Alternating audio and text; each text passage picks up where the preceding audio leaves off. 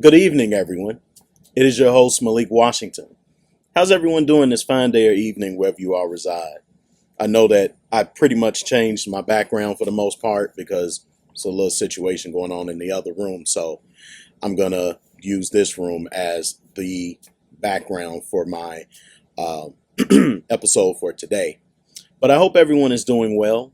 And as usual, I pray courage, strength, bravery for whatever situation or trials or tribulations you might be currently facing in these turbulent times that we live in. And if you're, of course, having a wonderful time or a great time in life, then I wish you even more for good fortune and anything else that goes with those good times that you're having.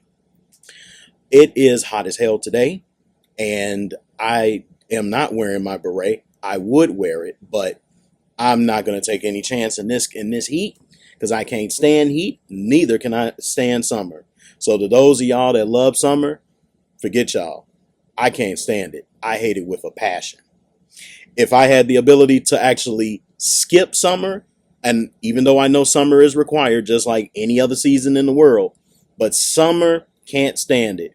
Bugs evolve, the heat evolves, the sun is angry, I get pissed, all kinds of stuff just happens. Mood changes, all that jazz. I can't stand it. But shout out to y'all that love it. I can't stand it. Anyway, that's neither here nor there. Intrusive thoughts kicking in and all that jazz.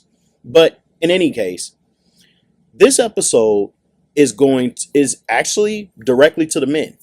I want to talk to us particularly about, I guess you could say, about masculinity, right? The title of this episode is masculinity losing its foothold in society? The title actually says, is masculinity losing its foothold? And then that's it. But the question remains, is it losing its foothold in society? Is it losing its luster? And the reason I say that is because I've looked at a few surveys, and particularly the one that's from the American Pew Center. I forget what it's exactly called, but I was looking at this. They're a pretty reputable surveying company. And one of the questions was in regards to how males define themselves within their masculinity.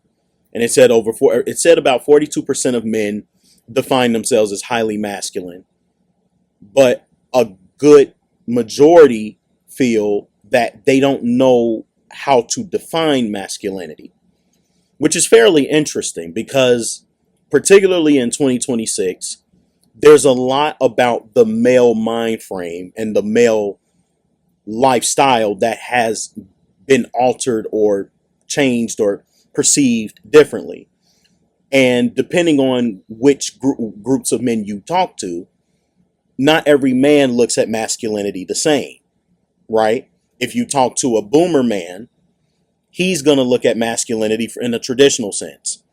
If you talk to a Gen Xer might have a combination between traditional and liberal sentiments. If you talk to a millennial and or a Gen Zer, there's little pockets, I guess you could say, of men or young people who value traditional, but they also understand that because society is changing and ever evolving, the need for some of those traditional aspects sort of change.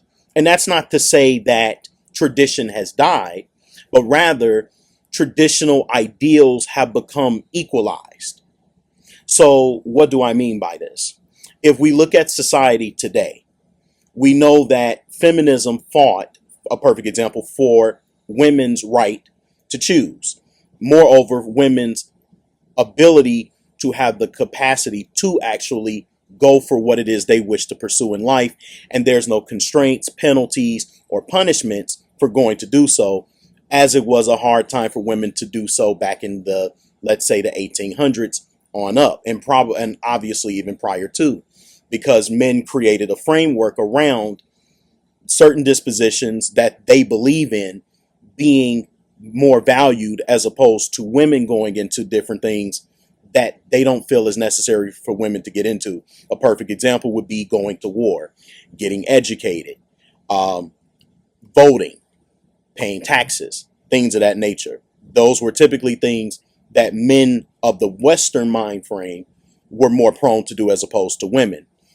Because women were not able at one point in time to do those things, over time, some women who were more on the exceptional side that didn't cave into the pressures of, let's say, the form of masculinity that existed back then, they fought for their right to be able to do more than just sit in the house, be domestic, and do those domestic things that women were trained and taught to do over the years.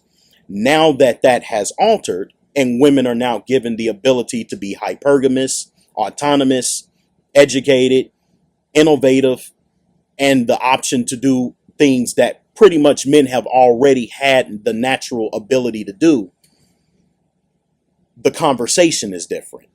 Because now that we are both equals as far as the way the law perceives it, women have different things to say to men as opposed to the way they spoke to men back during maybe the boomers' age and their ancestors' age. You don't see women don't have as much of a fear for men, or they don't have as much of a reverence for men as they did way back when, because you could say women were masculine dependent on men for a lot of things. They kind of didn't have much of a choice. The husband had to do everything. Everything went through the husband. Now, is this to say that women didn't work or anything of that nature? No, they worked. They worked in tandem with men, but they didn't work in the same roles that men did, right? So, that being said, because of this dynamic within society back then, they were dependent on men. But now, because men have, alongside women, fought for women to have equal rights, what has now changed? Well, now the pipeline is different. Well, now, because a woman can work a job similar to that of a man, she doesn't necessarily require a man to provide for her. Now that a woman can do takeout, a woman doesn't have to be necessarily obligated to cook. Especially if she has a partner, she damn sure doesn't have to cook for him.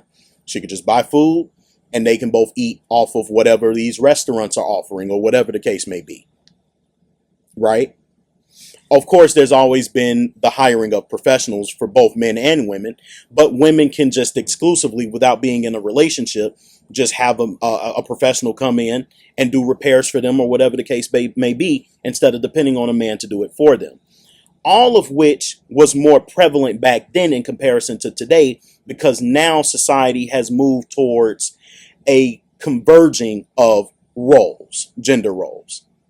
And so what you have in this sense is, well, now women are saying, I don't really require your so-called masculine traits because I can do what you do now. I can say what you say. And it doesn't require me to necessarily praise you or give you all of this love and reverence for the fact that you're a man. Because guess what?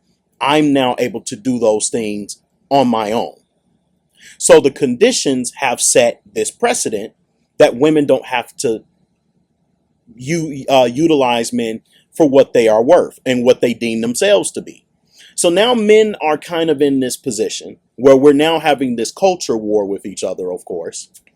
And obviously, each side has you could say their arguments as to what they think it has caused, let's say, women to not respect men, women to leave this social contract that they once had with us when it came to relationships, and why currently men are not perceived as the respected class that they once were when women didn't necessarily have those equal opportunities back then. I would argue, honestly, that because of equality, it's the very essence of why men are having quite the hard time having a conversation with these women today about them going back to the social contract of allowing a man to be traditional, take care of his wife, take care of the household, and take care of the kids. Because the woman is not seeing the incentive in it anymore. In fact, they feel that they've now taken the leverage from men because they have the capacity to now do things on their own. They don't require you to do it for them.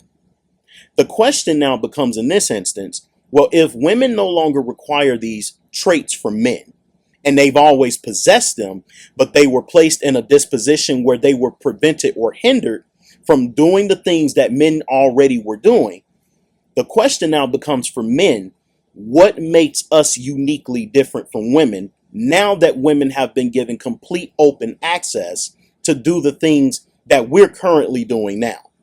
Now, here's the thing.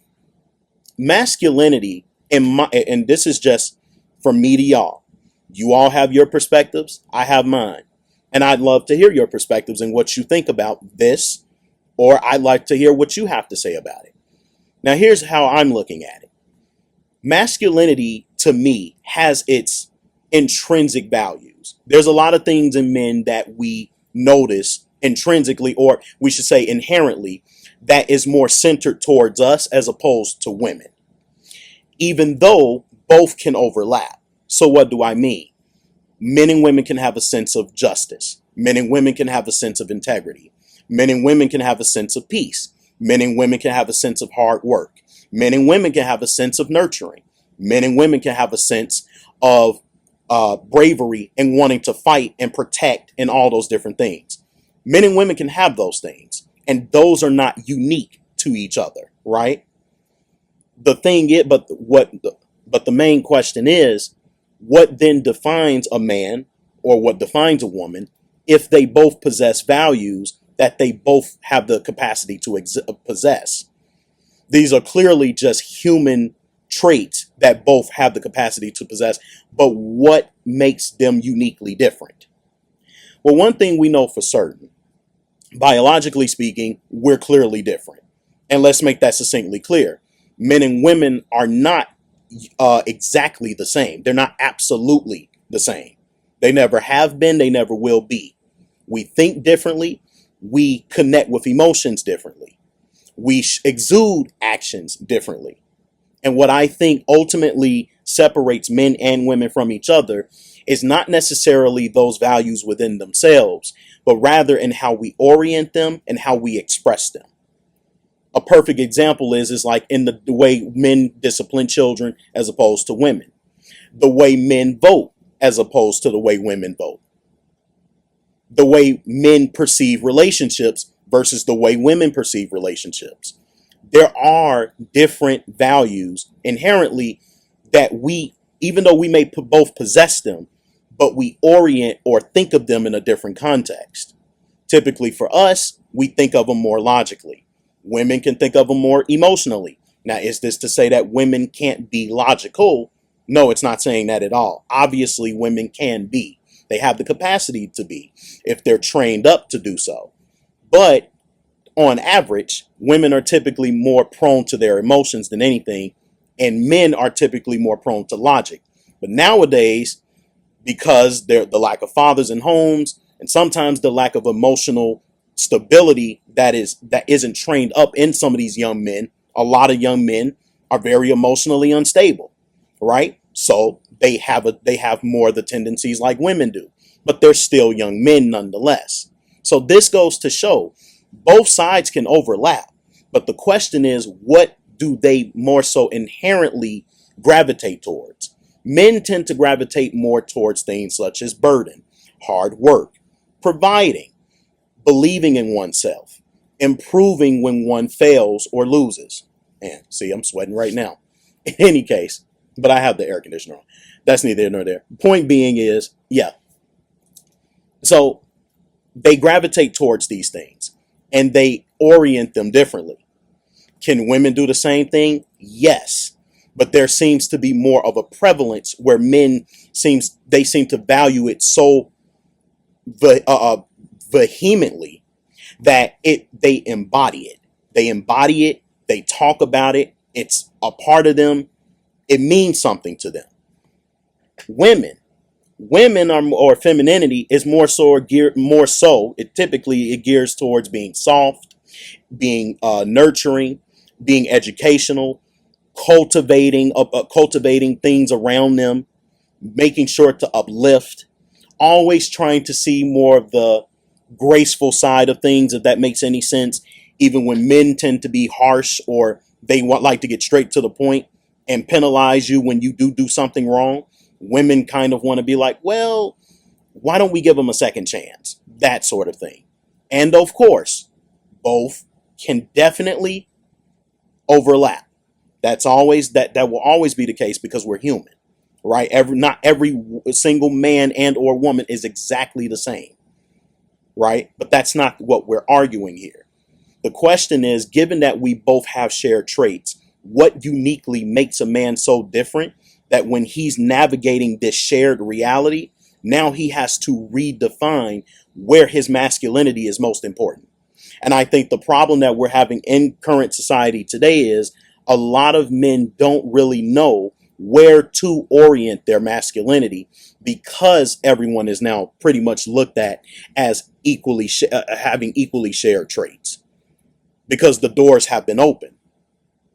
There used to be a time where a lot of the things that men value, particularly the rites of passages related to going into trades, fatherhood, the military, whatever helped to make a man become more tough, strong, masculine, resilient.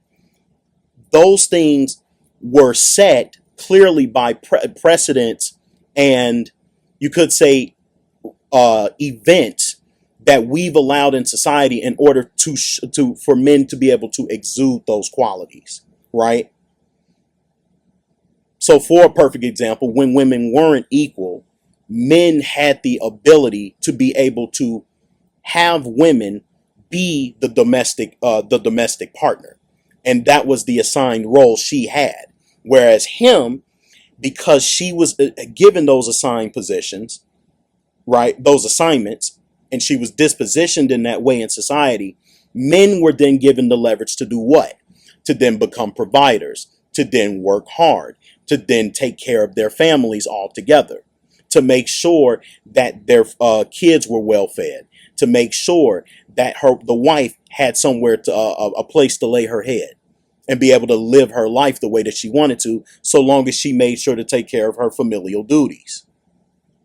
Because our environment created the ability for men to show masculine dispositions, masculinity was prevalent because of it. But now, because that reality has changed, guess what? Women have become more selective. Women have become more hypergamous.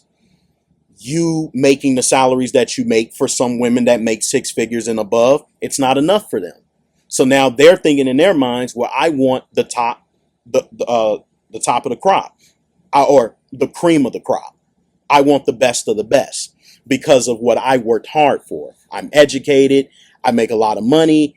I live on my own. I take care of myself. I'm all of those things. That equal disposition gives them that mentality. Whereas if they lived in an environment where masculinity was actually required, all of that stuff that they're talking, it means little to nothing at the end of the day. But sticking with where we're at now, this is where now the disposition that men have as far as masculinity is concerned, now we have to kind of redefine it. Since we can't center it around taking care of a woman, we can't center it around, let's say, making an impression by getting, nice cars, wearing nice clothes, getting big houses, whatever the case may be, whatever you define as a man, what your masculine traits are. Now, since they don't require it, well, the question is, where do you orient your masculinity? If the foothold is not in assisting the women, making sure that it benefits the women, making sure it benefits you mentally because you want to be the man in the relationship, where does that leave you when it's all said and done? Where do your values now lie? If you can't express it within women, within trades, within fatherhood, within the military, where does it go? Well, see, that's where I say I don't believe that masculinity disappears because we're now living in an equal society. What I think it does is that it makes you now have to reevaluate where masculinity needs to be placed, where it truly matters. And I'm not saying I'm the only one that's speaking about this. There are clearly men that are trying to educate some of these young men about masculinity and what you can do to try to at least feel like that of a man, feel like that of a masculine individual. What I would say for the most part is you can no longer look at your masculinity through the eyes of women. You can't look at it through the lens of a shared society.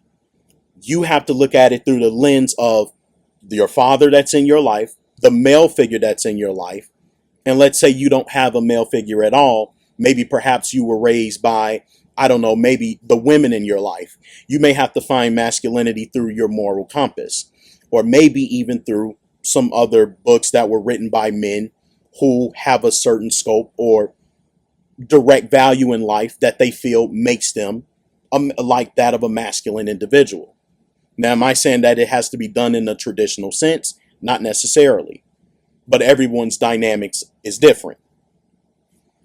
And if you want to retain your foothold within this society, you have to fight for it. You have to find your own value as a man in a world where women no longer look at your masculinity as something considerably grandiose, if that makes any sense. And then in the same breath, that everything that you hold dear as a traditional man is now no longer to be considered something of value in a world of which no one really cares whether if you went to the military or if you, I don't know, if you like to go hunting or you like to work out in the gym and just buff up and tough up and all that stuff. And everyone can look at you as if you're some sort of great masculine guy, right? The bottom line is, ladies and gentlemen, with this episode, what I'm saying is, in the world of which we're living in, masculinity is becoming increasingly challenged simply because society is evolving. People's circumstances are evolving. And because those outcomes are changing, it's therefore changing how you are going to be perceived in the society that you live in. It's already kind of feeling like, for a lot of men, that we're just pawns in the grand scheme of things. We're always going to be required. Believe that. We definitely are. And we still are going to be at the top. It is a man's world after all. That doesn't change.